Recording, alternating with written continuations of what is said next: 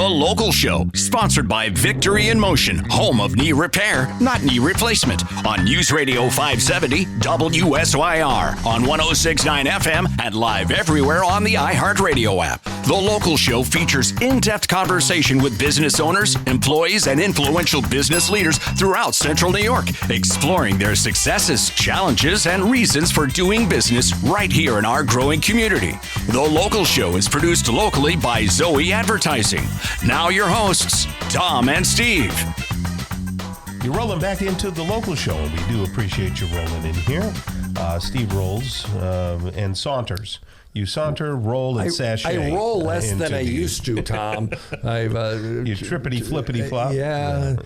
The first part of the weight was easy. It's that last 20% that just requires some different things that I don't. You look like you've lost at least an ounce or two. Thank you. I knew you wouldn't let me down. It's a good teammate right there. I measure his weight loss in ounces. You know what? It is a digital scale. Well, as your weight goes down, your knees probably feel better. And, that's important. And that's what Dr. Petropoli takes care of, the Victory in Motion team up there. Are you saying that fat people have knee problems, Tom? Because I think you just offended some of our listeners. Anybody who's overweight experiences a lot of joint pain, especially when they're over 50. Yeah, and you know what? When they're over 40. And athletes, people that were runners and all kinds of things that maybe never carried any weight.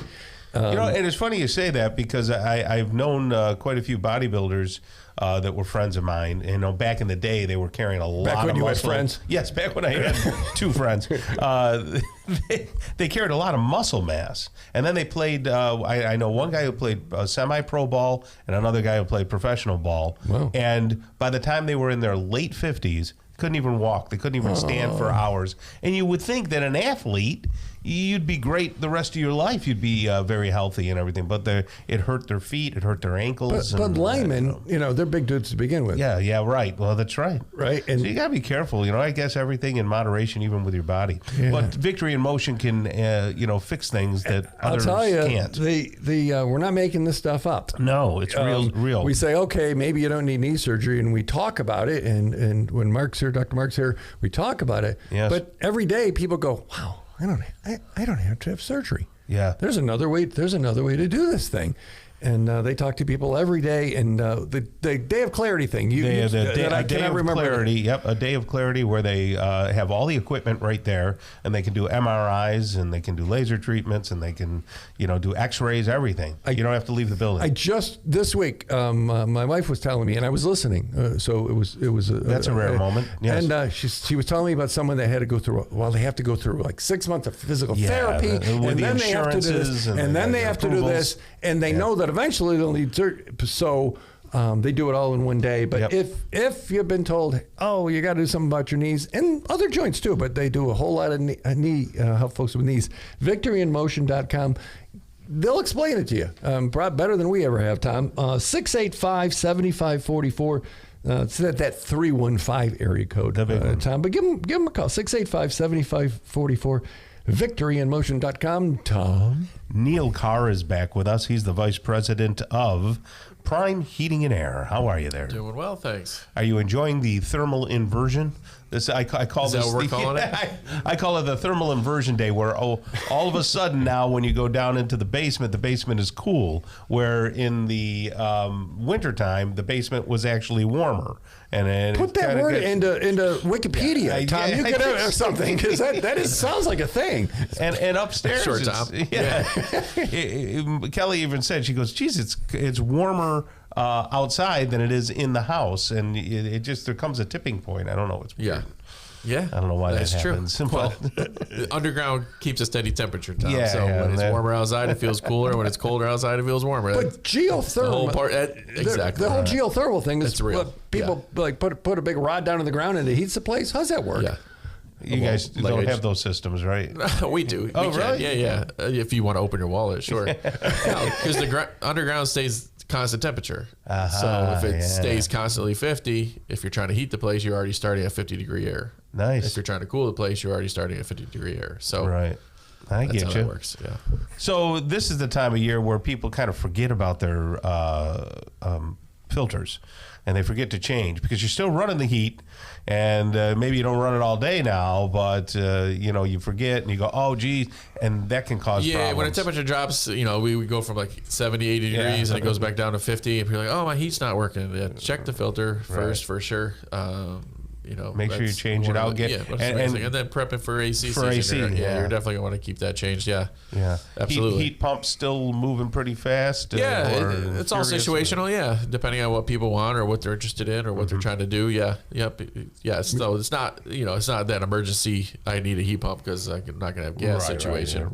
No, they're still viable. They're still they're good for situations. Yeah, absolutely. Well, we've had several requests since you've been here last. Several of our listeners are wondering what it's like working for your brother who's an engineer-minded guy. So go ahead and tell us. An engineer-minded guy? Well, he is so like processed, deliberate. Yeah, he is. Yeah, he's black and white. So he's going to tell you what's on his mind. Yeah. Do you get to tell whether you asked or not? There we go. Do you get to share what's on your mind? Yeah. Pick and choose. Yeah. I think it's fun that there's still family businesses that are family businesses. And I think, correct me if I'm wrong, in that HVAC space, these big, huge companies have kind of gone in and sucked a lot of them up. Yeah, you're seeing that. Yeah, you see that a lot. Yep. A lot of the local companies that have been family run or, just run by the same people for the longest time. You're seeing them, get to the age where they're looking to retire or whatever, or just companies just approach them and they're just deciding it's time to move on to the next thing or whatever. So you lose, you gain the backing, the financial backing and everything, so they still do good things there, but you just lose the knowledge of the local environment and the local people and everything. So it's and do you guys keep your footprint manageable so that you can stay within a certain radius? We have a service area 45 minutes around the city of Syracuse, you know what I mean, that we get to most of the time.